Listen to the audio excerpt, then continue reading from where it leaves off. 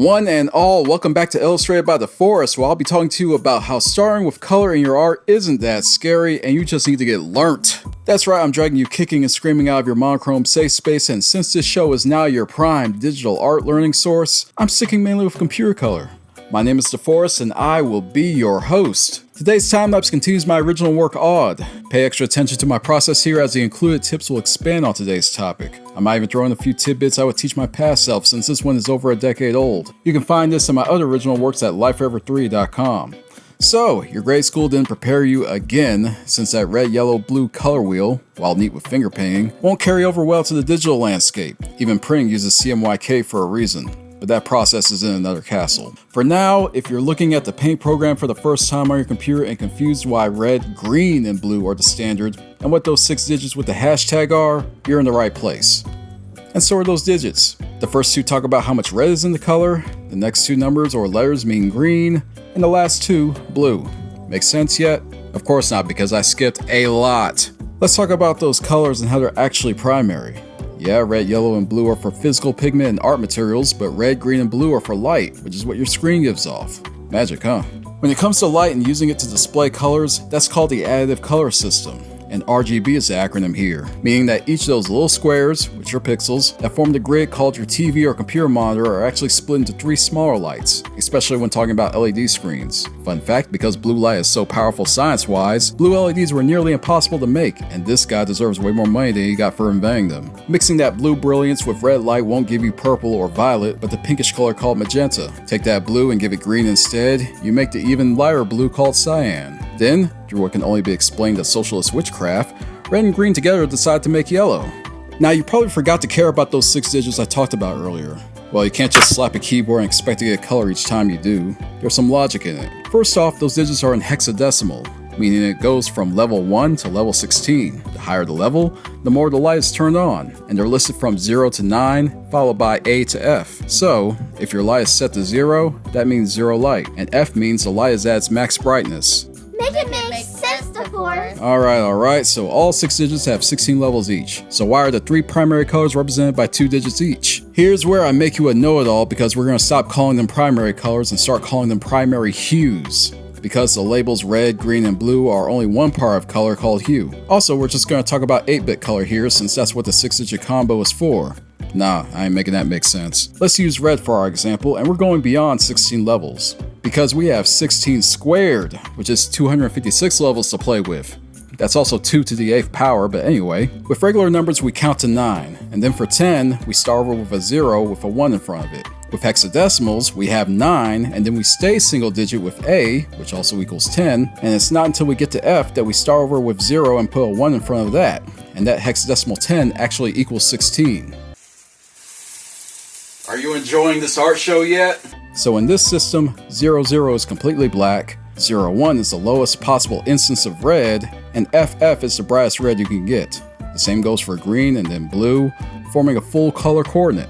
Let's let that marinate for a bit and talk about D4S Q&A, my latest project of shorts where I answer the most asked questions about illustration, and even some we're most afraid to ask ourselves. You even get to see me in my weirdly color-changing office. You can watch those right now on the Life Forever YouTube channel by clicking right there to check it out. Links also in the description. Alright, back to how they made colors boring. So, now you know that those numbers are pretty much how you turn the dial up and down on those primary hues, deciding on how much light is given off. Well, what if you just need pure white light and shades of gray? Well, that's the easy part. Remember when I said that 00 means black? Just put all 3 hues at 00 and there you go.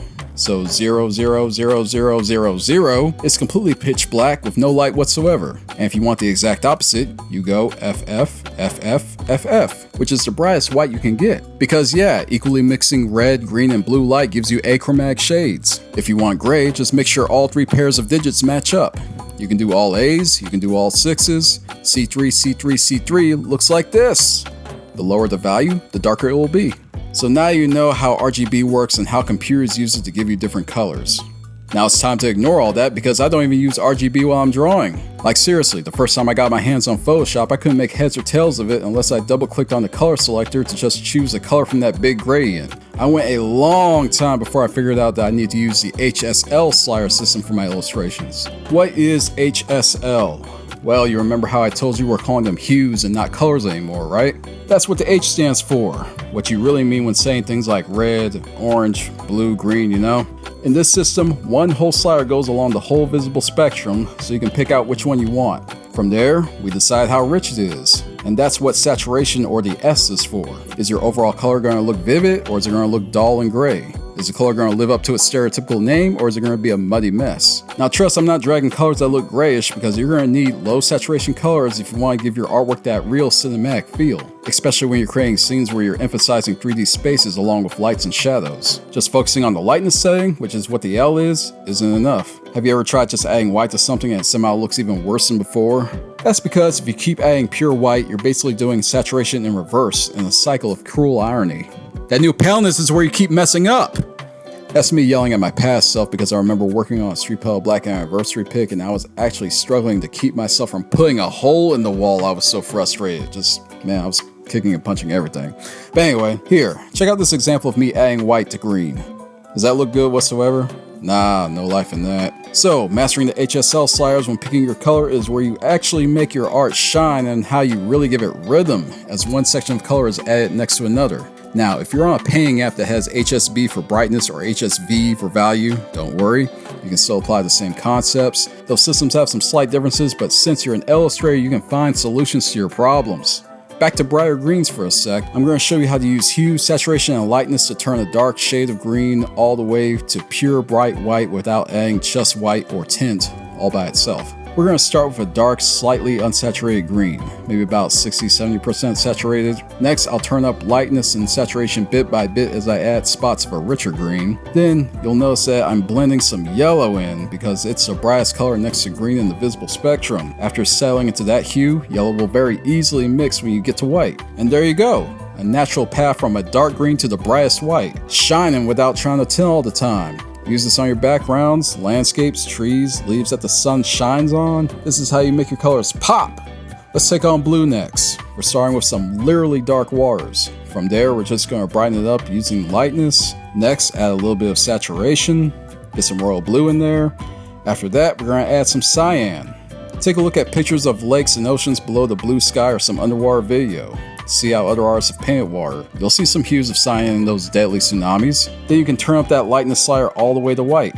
Back to red for our last example. Starting off dark and desaturated like your landlord, then adding in some FF0000. From there, some orange, maybe some less saturated orange and then fully saturated, then some yellow, and then on to white. It's not always about how bright your colors are because you could have everything turned up to the extreme and it still won't look as impressive as shading done with proper levels of hue, saturation, and lightness in mind. It's the relativity and contrast that really sets scenes, whether you're drawing on paper or on screen.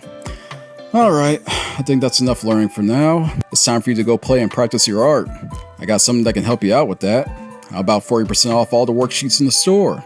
Visit the shop at lifeforever3.com and get them on sale now. Also be sure to check out D4S Q&A right here on the channel. You can also check out past episodes of Illustrated by DeForrest, and new episodes drop on the 3rd of every month. So please subscribe to get notified. Thank you for listening and move the media. Peace.